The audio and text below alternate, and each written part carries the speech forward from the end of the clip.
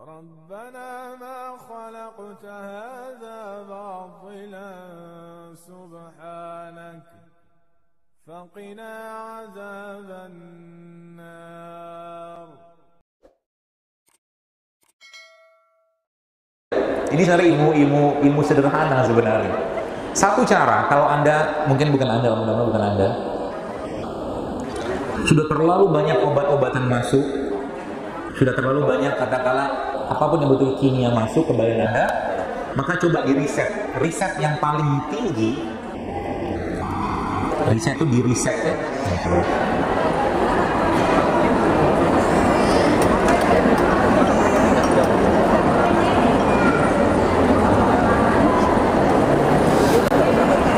Ini, jadi tingkat paling tinggi dari detoksifikasi itu yang paling tinggi, Bapak Ibu lihat apa di situ? Water fasting. Jadi selama 24 jam Anda tidak makan apa-apa kecuali minum aja. Hanya minum. Catatannya apa? Ini pada orang yang sudah nggak mempan lagi dengan obat. Nggak mempan lagi dengan obat. Jadi satu pembagian sembako gitu. Jadi kalau sudah obat tidak bermanfaat lagi, nggak berefek lagi, udah terlalu banyak sampah di badan, coba stop semua, 24 jam minum air aja. Air apa? Jangan air kelapa, air putih dulu. Jokin air putih terus. Pernah dulu ya, saya sampaikan, dan Imam ada, Rasulullah SAW pernah juga mengajarkan kepada kita, salah satunya apa? Salah satunya adalah beliau dalam 1 bulan itu tidak mengkonsumsi apapun kecuali kurma sama air putih. Itu bentuk detoksifikasi yang sangat luar biasa. Kalau kita nggak punya kurmanya, air putih. Cuman air putih, Anda harus ingat, tidak semua air putih sama. Ya, kalau Anda yang sudah bisa minum air zam-zam itu ada rasanya. Air yang terbaik kalau saya memahaminya, kalau saya punya, karena memang ikatan gen tubuh kita itu berada pada pH alkali. Alkali banget, bahkan 9-10 pH-nya. Maka air, kalau bagi saya untuk detox itu pakai air yang di atas pH 7. Di atas pH 7, jangan yang asam. Karena air putih pun ada yang asam. pH di bawah 7 ada. Bahkan ada air yang dibuang mineralnya. Ya, Anda ambil air mineral. Air yang paling baik apa?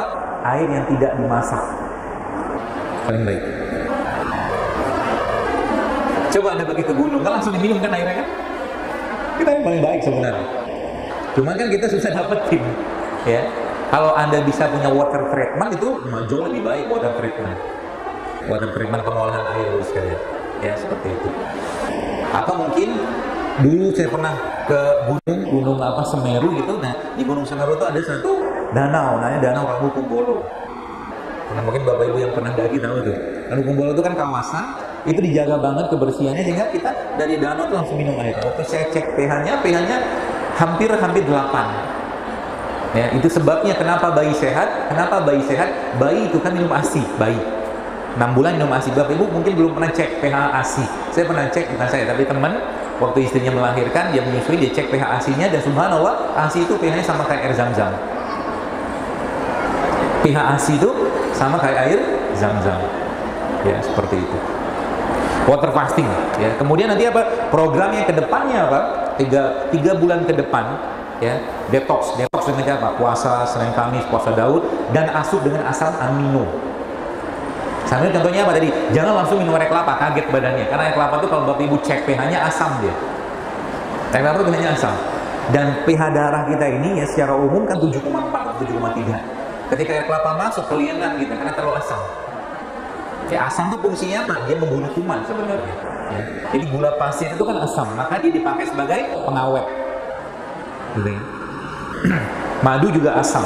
Jadi keseimbangan. Berarti kita perlu banyak makan yang asam atau yang basah, seimbang aja. Air kelapa asam, sayuran basah, gitu loh. Jadi dia seimbang. Ketakseimbangan yang tadi saya katakan imbalance dari masalah kita tadi itu gara-gara apa? Ya gara-gara yang dimakan kelebihan asam. Makanya kalau orang sudah asam, baru sekalian akan tampak tanda-tanda di badannya. Mulutnya bau, maaf ya. Kencingnya bau, keringatnya bau, badannya bau. Tidak heran kalau orang misalkan terlalu banyak makan jengkol atau pete, dia bisa air kencingnya kan bau ya. Karena memang jengkol tuh asam banget. Ya, jengkol, asam, pete juga asam. Boleh dimakan, boleh. Dia tetap memberikan efek balancing. Cuman kalau udah berlebihan, apalagi ditambahkan dengan lemak dalam bentuk minyak-minyakan tadi, makin asam badannya. Kalau sudah makin asam, kacau di sininya. Ya, di perutnya kacau. Ya. Jadi 3 bulan misalkan Anda mau bersih-bersih badan, paling gampang pakai pola yang tadi itu. Stop dulu 1 hari, water fasting, reset. Ya, kata laptopnya hang, dimatiin, hidupin lagi gitu namanya. Fungsi water fasting itu. Ya, tapi ini tidak berlaku bagi orang-orang yang sudah terlalu underweight. Kalau underweight di bawah normal berat badannya harus ada pengawasan. Ya, ini khususnya bagi orang-orang yang sudah overweight dan terlalu banyak dalam kondisi badannya masih bisa berpuasa 24 jam. Dia sebenarnya nggak mati juga sih, insya Allah. 24 jam kita cuma minum air dulu, insya Allah aman, nggak masalah. Kalau seandainya misalkan pusing-pusing segala macam, itu bentuk tubuhnya ngejas. Kecuali memang hipoglikemik, ya, perhatikan baik-baik. Hipoglikemik itu turun gula darahnya sangat drastis sehingga apa? Sehingga orangnya kelingan. Bagi Anda yang minum infus water, saya sering ulang-ulang. Infus water itu dia punya apa tuh namanya? Punya kemampuan untuk menurunkan tensi. Tensi cepat banget. Apalagi infusnya pakai buah-buahan. Sebabnya ada orang habis minum infusan kayak begini nih kan, langsung kelingan dia. Ada kan? Ada. Kalau sudah kelingan, ilmunya saya ajarin ya, informasinya. Kalau sudah kelingan, apa yang kita kerjakan? Atau apa yang kita bisa pahami? Kemungkinannya 2. Kalau nggak hipoglikemik, turun gulanya. Kalau nggak hipotensi, tensinya turun. Solusinya apa? Gampang. Kalau lagi hipoglikemik, ada istilahnya ambil madu, minum madu. Kapan atau di mana kita mendapatkan madu tadi? Di bawah lidah paling cepat.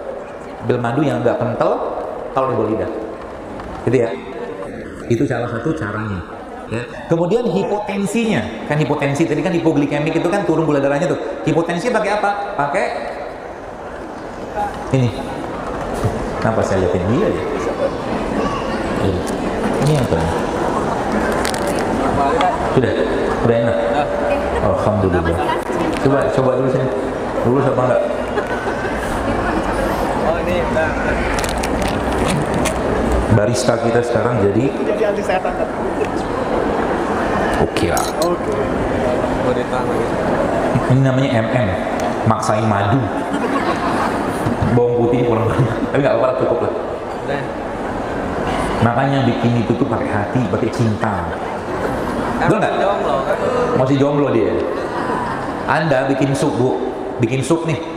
Takerlah jahenya, takerlah kayu manisnya, takerlah cengkehnya, takerlah berapa banyak bahan yang dibutuhkan tadi, tapi bikinlah sup tadi karena lagi marah, bete, baper, nggak bakal kerasa tuh makanan. Betul nggak? Iya loh. Hati itu punya apa ya? Punya peran yang sangat dominan. Ini buat siapa nih? Tuang aja deh. Buat bapak-bapak ya? Nah.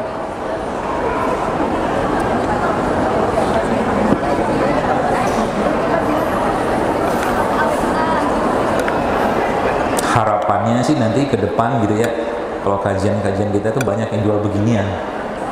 Terus Anda mulai belajar, dan memang tidak akan semua orang suka buat. Ada orang yang memang hobinya beli, ya kan?